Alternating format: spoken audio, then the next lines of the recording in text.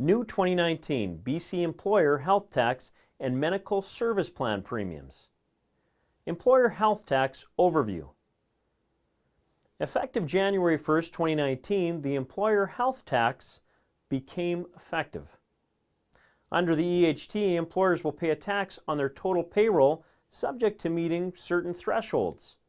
On January 1, 2018, the BC government reduced the medical service plan premiums that individuals were required to pay in by 50%, with the intent of fully eliminating MSP by January 1, 2020.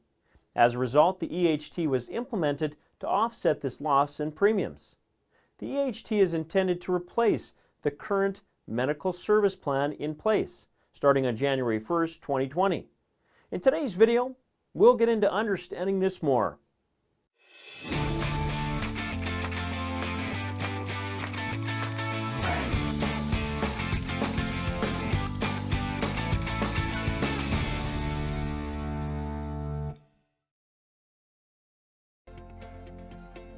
When does the EHT apply? Employers with total annual payroll in excess of $500,000 are subject to EHT requirements. Annual payroll of greater than $500,000 and up to $1.5 million are subject to 2.925% tax calculated as follows. Annual payroll minus $500,000 times 2.925%. Annual payroll that is $1.5 million or higher is subject to a 1.95% EHT.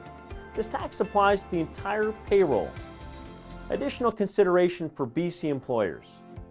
EHT only applies to wages that are paid when employees report to work at a location within BC or are paid through a permanent establishment in BC, even if they work off-site. Establishments are considered permanent if it is the employer's primary place of business. The company carries inventory at the location or a place where a substantial amount of machinery or equipment is used. To name a few examples, if you have locations outside of BC that are considered permanent establishments that employees report to, payroll that is paid to these employees is not subject to EHT. Associated employers that meet the threshold to pay EHT are only eligible for one $500,000 exemption across the group if the total payroll exceeds $500,000, but is no more than $1.5 million. No exemption can be taken if the total payroll is greater than $1.5 million. Employers are considered associated if one corporation controls another corporation or if two or more corporate entities are controlled by one person or a group of people. Even if two or more entities are controlled by different people, they may be considered associated employers if those controlling the organizations are related to each other. If two corporations that have no common ownership are related to a third organization, all three can be considered associated employers, even though two of the three identities have no direct relationship with each other. EHT is only required to be paid based on compensation paid to or on behalf of employees. Payments made to independent contractors are not subject to EHT. If you're an owner of a small business or partnership, income that flows through to you is not subject to EHT as it's considered business income. Income subject to EHT. Income subject to EHT not only includes salaries and wages, but it also includes benefits as well. Here's a breakdown of income that EHT will be due on, provided that the company exceeds the annual payroll threshold. Salary and wages, including advances. Payments for vacation. Bonuses and commissions. Gratuities or tips paid through an employer. Taxable allowances and benefits. Fees paid to directors of corporations. Amounts paid by an employer to top up benefits. A top up for maternity or paternity leave would be an example of this. Stock option benefits. Employer paid contributions to an employee's registered retirement savings plan. Employer paid group life insurance premiums. Not all income is subject to EHT.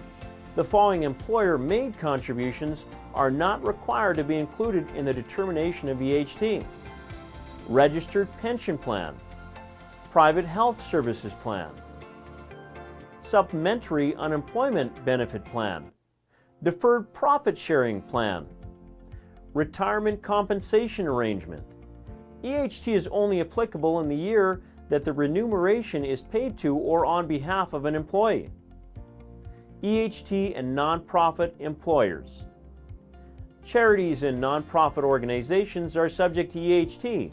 The rules that apply to nonprofit and charity employers are noted as follows. The threshold for EHT is based on a per location basis in BC instead of based on the total BC payroll for the entity. Charities and nonprofits are not required to pay EHT if their total payroll is 1.5 million or less for that location.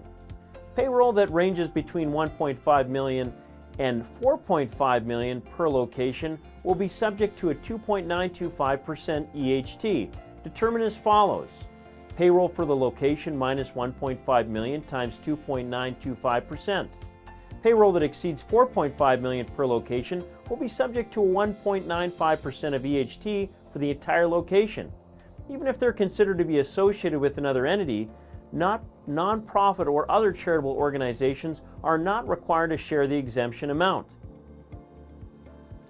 Filing requirements. Employers who are subject to EHT will be required to file an annual employer EHT return, which will be filed and paid online. Employers with payroll exceeding $600,000 that is subject to EHT tax will be required to make quarterly installments. Charities and nonprofits with payroll that exceeds 1.6 million per location that is subject to EHT will be required to make quarterly installments. Employers who are subject to EHT must register by December 31st, 2019. If a company is required to make quarterly installments, it must register by May 15th, 2019 and make its first installment by June 15th, 2019. The first EHT return is required to be filed by March 31st, 2020. Failure to file your return timely and pay taxes at the required time will subject the company to penalties and interest. Employees that are not subject to EHT are not required to register or file an annual employer EHT return.